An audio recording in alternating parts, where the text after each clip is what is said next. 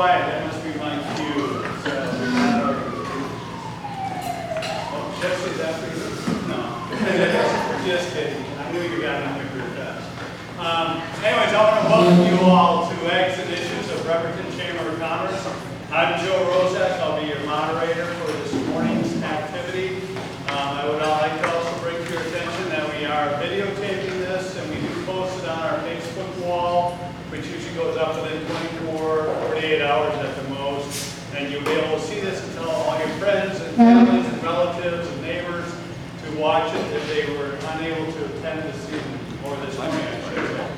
So with that, just some real quick what to do's. In the case of an emergency, you can exit the door over there, or straight out those doors and take you out to the front way. In case of a bathroom emergency, you have to go down that hallway, and the bathrooms are on your left. And also I ask that during the duration of the conversation today, that you can take your rectangular noisemaker and either put it on mute or vibrate.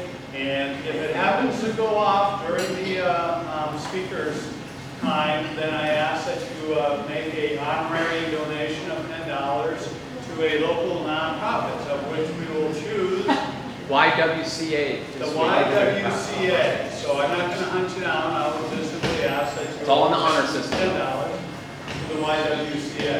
So, or you can simply turn it off and not have to worry about it. So with that being said, I'd like to welcome our candidates to this morning's conversation. And let me share with you real quickly the rules of the road. First off is that each candidate gets 3 minutes in which you get to share your platform, your background, your qualifications for the position. And we welcome you to do that. Frank will raise the yellow paddle when you got 30 seconds left, and then the red one goes up, and that means time is up. After you each go through your 3-minute sections, then we'll go to the question and answer period, which are questions generated by audiences to ask you. You'll have 1 minute to answer the question, of which when you have 10 seconds left, that goes up, and then the red paddle goes up when your time is done. Following the question and answer period, that will conclude, in which you get a 2-minute summary to conclude, or you can re-answer questions, or however you want to handle the last 2 minutes. That's yours for summary for today's conversation. With that being said, I think we're ready to rock and roll, and I want to also advise the audience that if you have questions as we go along, please write them down, hand them to Gina or Frank or myself, and we'll see if I can work them in. I have questions. I try to arrange them by categories and subject matter, and then also we'll take it from there. So with that, we go alphabetically, and with that, I guess, Alex, you get the first start. So for 3 minutes, please. Thank you so much. Thank you everyone for coming here and hosting this evening. Oh, excuse me, Al. I'm sorry for interrupting. Don't stop us time. We want to probably go with a microphone. So that you have an opportunity. Let's see. That's. So you really got to speak into it, but other than that. Great. Sorry about that, sir. No worries. Please. Again, I'm Alan Matias, your Democratic candidate here in District 26. I lived here in South Kitsap with my fiance for most of the last 5 years. Public service is very important to us. She's the Director of Medicine at the Kitsap Humane Society right here. She has Dr. Jennifer Stonequist. I have a small software business that helps out for Humane Society and other organizations like it to earn more revenue and be able to reach more pet owners. Additionally, I come from Florida. I'm the son of 2 Cuban immigrants. And their families lost everything to leave Cuba and for American citizenship. And my parents, they lived the ideal middle-class life most of their lives. They raised myself, my brother, who's a Marine veteran and police officer. But like many families, the Great Recession took a toll on us. Their employers slashed their salaries, took away their pensions, and they fired my father, a union truck driver, when he was laid off, when he was injured on the job. And there's a lot of families here in Washington struggling in the same way, and we need to help them out too, because they've been let down by legislators of the past, like my opponents Jesse Young and Larry Sequist. With Larry Sequist, depending where he's talking, is the kind of message you get. So here in KidSat, you see on your table, we all have these flyers for education. But when you go down to Gig Harbor, you get these other flyers where Larry talks about being a fiscal hawk on education. And so, what kind of legislator are we going to get with Larry Seacrest again? Are we going to get the one who wants to fund education or to cut it? Well, it depends on where you go in this district to talk. Jesse Young, a similar situation. Beholden to corporations. AT&T, Weyerhaeuser, Comcast, CenturyLink, they have all contributed to your campaign. These are companies that have done nothing but destroy working families and taken away their benefits, and they're funding your campaign. And you're using the campaign slogan 21st century jobs again here in 2014, or in 2016 that you used in 2014. And what kind of are those jobs? The 520 call center jobs that have left force, the 115 jobs the Cascade services are losing, that the Washington State ferry system is going to an out-of-state vendor? Is it the 15 job, the kids at mental health services? You know, our district is hurting. We need legislators that aren't afraid to take action. I'm going to go to the legislature, and I'm going to fight for a capital gains tax that will fund our education, deliver billions. I'm going to fight for a carbon tax that's going to tax the polluters and decrease the taxes of working Washingtonians. And these are the kind of progressive ideals that I think our district cherishes and we want to see happen. And we're tired of legislators that go there that will say anything and do nothing. And so this primary, go to your mailbox, get your envelope, find out Matthias, and send someone who's going to go to Olympia to do something for the first time in the last 12 or so years. Thank you. Thank you. Please, Bill. Thanks, Alex. I enjoyed that. I had a 3-minute presentation all planned out, but I got a call late last night that is throwing me off my game. A gentleman by the name of Mark Taylor called, and he found me off my website, corruptwash.com. And he spent about an hour, 2 hours, explaining how he's being extorted of his money by lawyers who are using our court system for that purpose. Now, I thought I'd bring that up because taxpayers are funding the court system, and it's your money that's being used to aid these corrupt lawyers to steal money from individuals, businesses, families. And now, if this is the type of expenditure that you want to fund, I'm not your guy.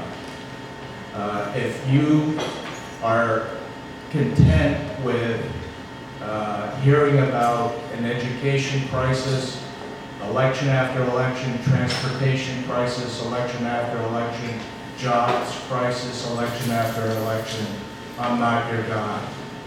If you want someone that's willing to go to the heart of the problem, and the heart of the problem is waste, fraud, and abuse, that's using your tax money to enrich themselves, in this case, in respect to the call that I received last night, the Washington State Bar Association controls our courts, and it's using our courts to enrich themselves at the expense of individuals.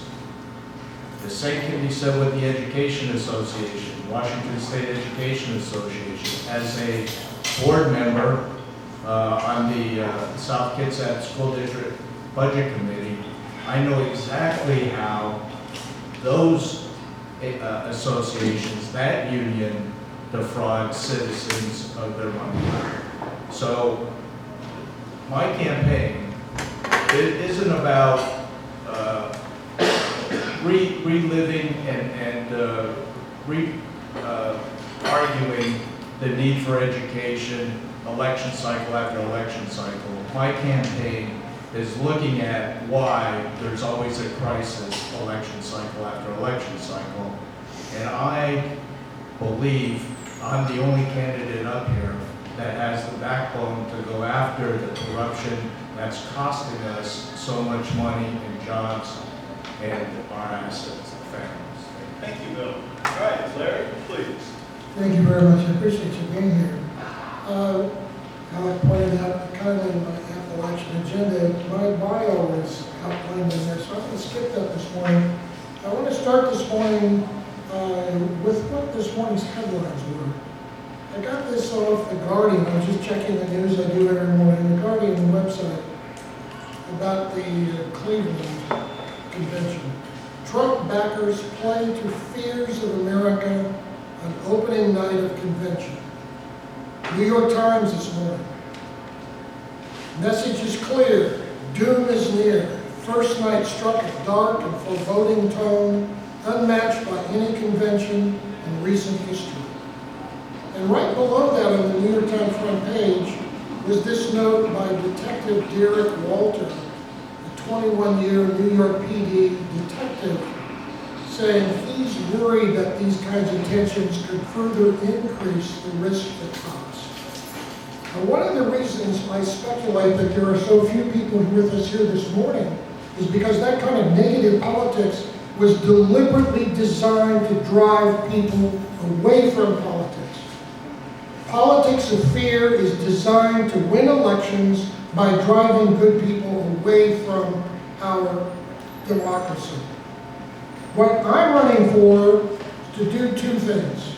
And driving up here, I realized back in my own background, there was a period of time when I was the chief strategist for the Navy.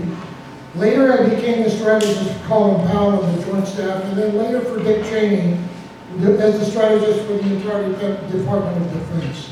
We spent a lot of time studying crises around the world in little countries that had been created by not rotten politics.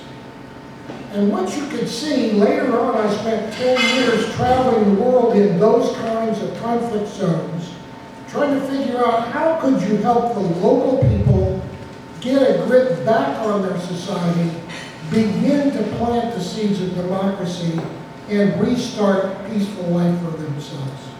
What we need to be doing in our state is thinking ahead along those lines of what we can do. And here are two things. One, I would like to see us around the state right now in this fear-mongering climate begin to start local community conversations about how the cops, the educators, the police, firefighters, the mental health people in a community leaders, we're all starting to talk together to make sure that we really are connected, that we understand where we're going. That kind of early learning is good for democracy, and it would help us get up every morning not worried about what the next headline was going to be. Thank you, Larry. Jesse, please. Well, thank you and good morning. I'm glad that you did make the trek out this morning. So, I'm your current state representative, Jesse Young. I've just completed my first elected term in office, and I want to thank you for the votes that you did provide. I would say that as a way of introduction, if you don't know, my wife Denise is standing right over there. I'm a married man of 18 years, have 5 children, one of them is adopted, and it's really their future that has motivated me to step out of my corporate career as a software engineer that's traveled around the globe, taking care of jobs of the 21st century. And working in that field has taught me a couple of things. Number one, if you come out of the environment that I did, where I grew up homeless and sometimes homeless, but mostly impoverished in Tacoma, and you live around a demographic and develop a lot of friends that you see over the course of their lives have basically stayed in an impoverished state because they've accepted the government handout over and over and accepted a paradigm that the government has put on them that says, as long as you live in this type of box, as long as you stay here and you follow our rules, you don't make too much money, because if you do, we're going to pull back our support. If you wait in this line, if you take this bus, we'll provide for you. Well, then guess what? You can have that for as long as you live. And most of my friends that I grew up with are still stuck in the impoverished state. Fortunately, I had a mom that taught me the value of hard work. And even though we were poor, she tried everything she could, working multiple jobs, multiple gas station jobs, with a part-time or whatever type of hours she could get. And I remember even back then, in the 80s, she would drive and do paper routes in the morning up in the Gig Harbor area. just to make ends meet. Just a couple times I can be thankful that we had a dog one night, because while she left early in the morning to go deliver those papers, that dog stayed upstairs at the top of the stairs in an apartment that we were renting, barking because someone broke in downstairs and was robbing us. We didn't have anything until my mom got home. But it was that type of work ethic that she said, you don't want to stay on welfare desk. If you want to be successful, you're going to work for what you have. And so I followed that advice. I got good grades, was valedictorian, was accepted into the University of Notre Dame, and now I have a software engineering degree and a career that has allowed me to change my stars, and my kids will never know the impoverishment that I've grown up with. But working in these fields, I know one thing, that I can make sure that my kids will never know that poverty, but what about their kids? What about the future generations? And it's that skill set that motivated me to work for you in Olympia, because that high-tech skill set, to know what it's like to make sure that we get these jobs in the 21st century here for our kids, are going to be here, because most of the people in Olympia do not have that skill set, and it's one of the things I believe I lend to you as a representative. I've pledged, well, my time is up. I'm looking forward to talking about these things, and I would also note that the slam on me for the endorsement or the checks that I've received are coming from high-tech companies, because they know I'm helping them bring these jobs here to the state. Thank you. Thanks, Jess. Okay, so now we get into the bill. You'll get the first questions. The questions, again, a reminder, are just 1 minute, and yellows will go up at 10 seconds. And I'll happily repeat the question for each candidate if you so desire. So the first one is kind of like a softball, just kind of get you warmed up on what 1 minute feels like answering these questions. So what are the 3 issues that you think are the most important facing the state of Washington? The first most important issue is expressed in Article 1, Section 1 of our Constitution. And that demands that governments are established to protect and maintain individual rights. If we don't begin there, then nothing else really matters. The second most important responsibility of Washington is education. And the reason being, education is the building block upon which jobs depend, salaries depend, income depends, and tax revenue depends. And the last, or the third, is the infrastructure. Because without infrastructure, all of the benefits that an education and jobs will provide are lost, because the infrastructure isn't there to support the economy in Alabama. Thank you. You pass it down to Larry.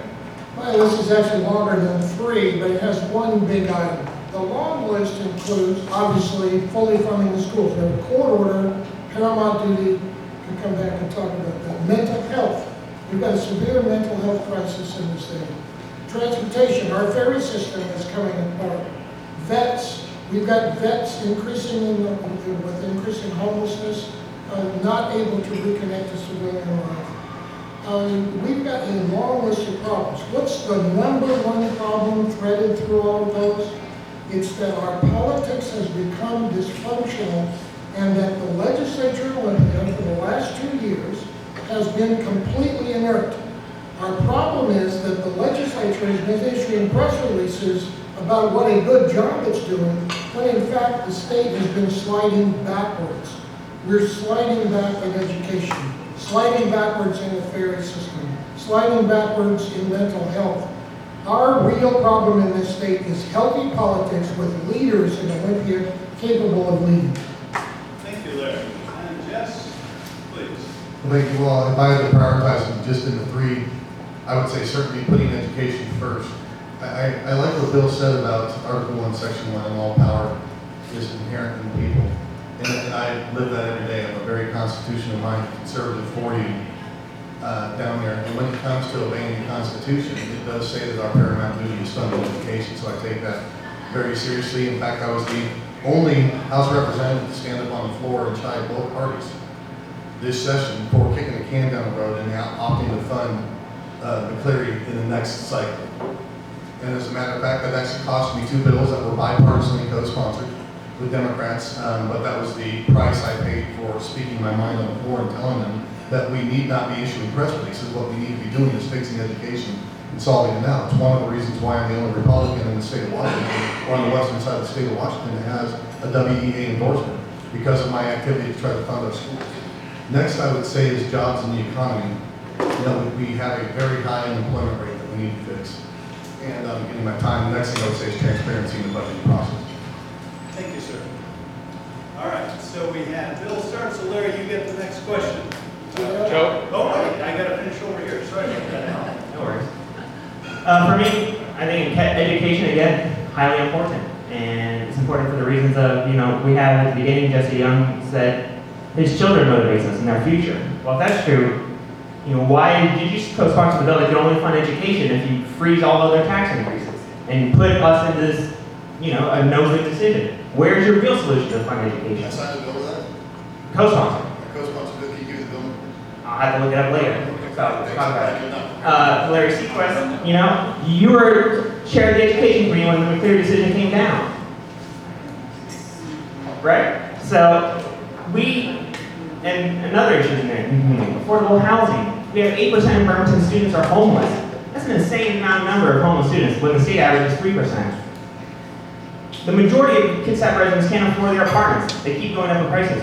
Our state needs to prioritize affordable housing and give new solutions. You know, right now we can only build, there's only tax incentives for new affordable housing construction. Where are the tax incentives to keep housing affordable or to convert housing?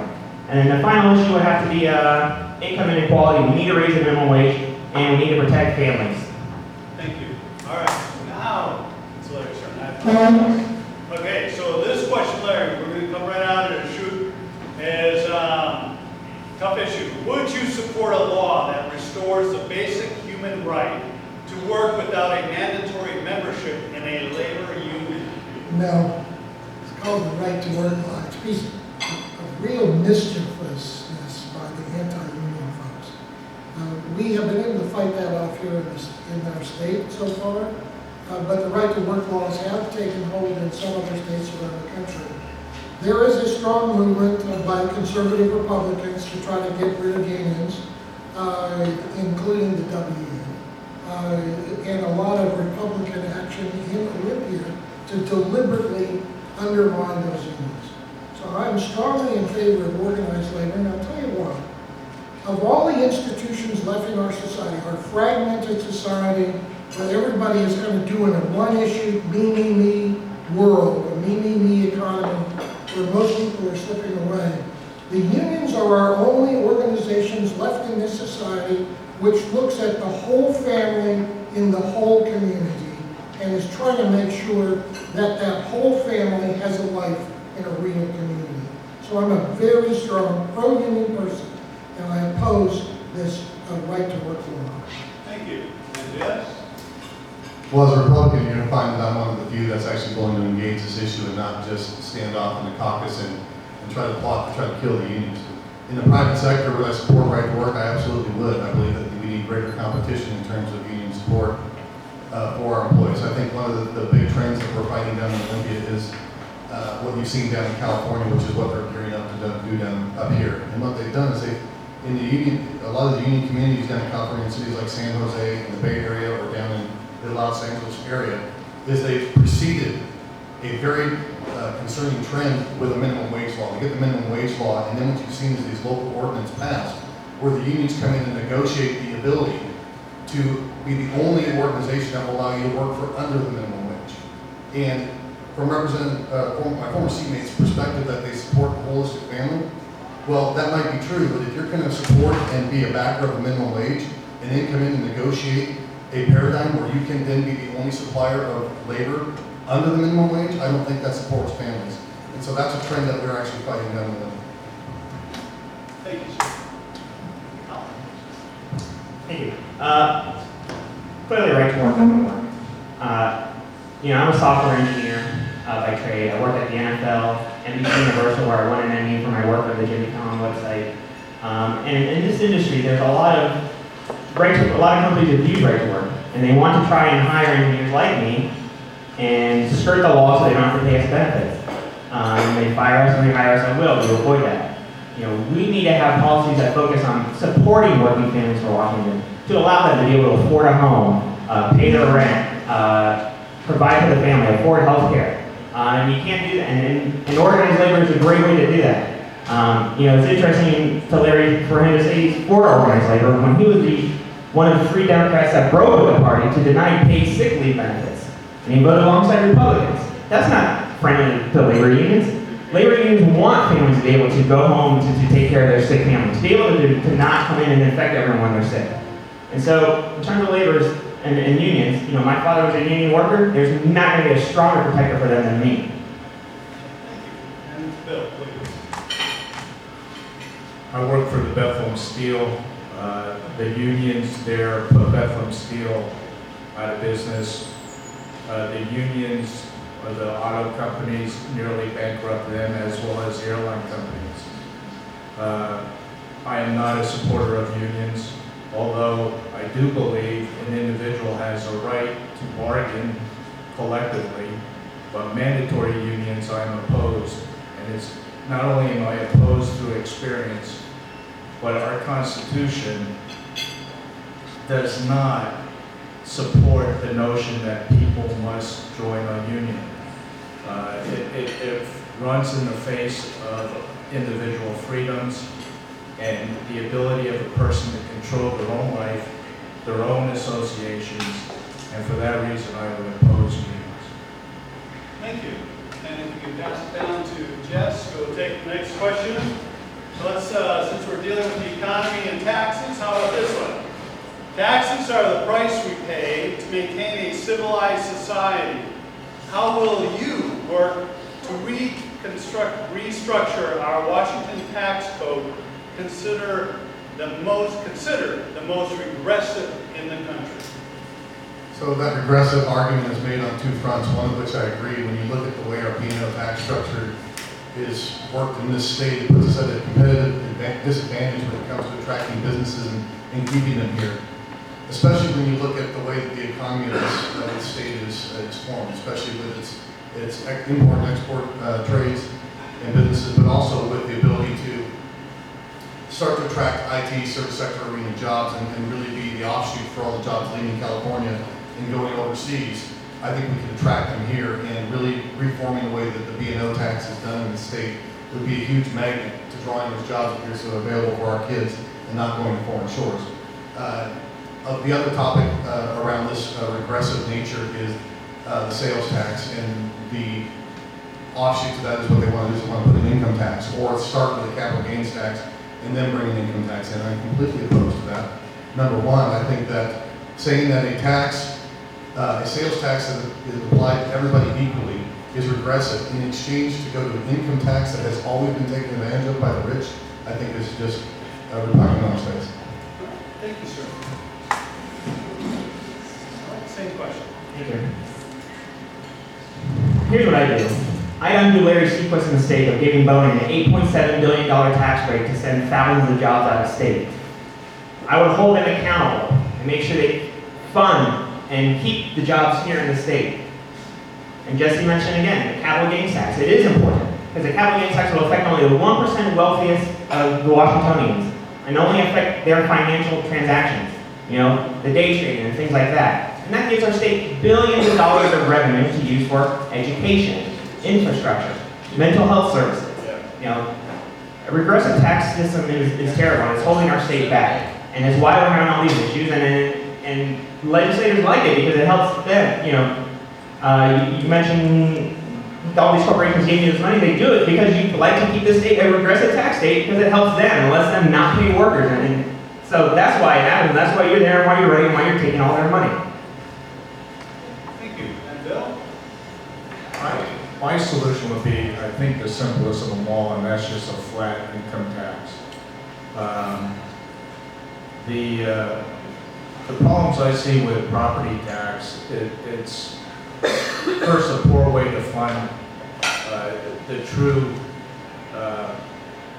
benefits or the services versus the income, and a flat tax, in my mind, is more fair because everyone will pay the percentage equally and not squirm out of it by the way, by the size of their real estate holdings or the way they can manipulate tax breaks.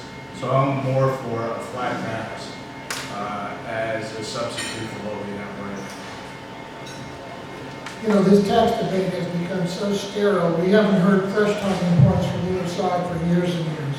Democrats say, or the Republicans say, those Democrats are trying to raise your taxes with an income tax, and the Democrats oblige them by saying, I really want to raise your taxes. We ought to spend more on taxes.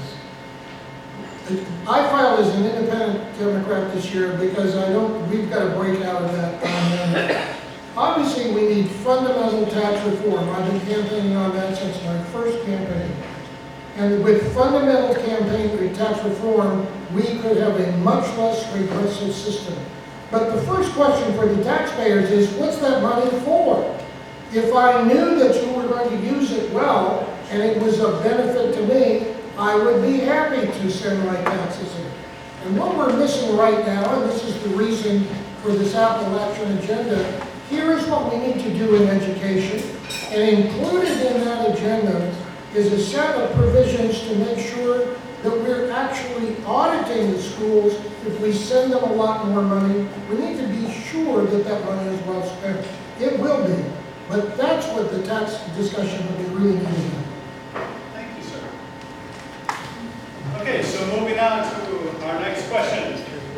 So what, in staying on the taxes and economy, what in your opinion is the best way for the state to fund its other obligations in light of the clearing? I'll answer that in a second. I want to also then thank Larry for mentioning that you're an independent Democrat. I think that's an important distinction in this race. I'm curious why you do that, and why you're afraid to call yourself a true Democrat, and why maybe your independent Democrat colleague Randy Spitzer left this race instead of running against Michelle Colbier. It had something to do when he told me that another candidate wants to run, but they would not run against Michelle Colbier. They would only run against Jesse Young. Is that the kind of fighter you are? That you're going to retreat and look for a weaker opponent? An independent Democrat, and to Democrats out there, think about some of the other independent Democrats.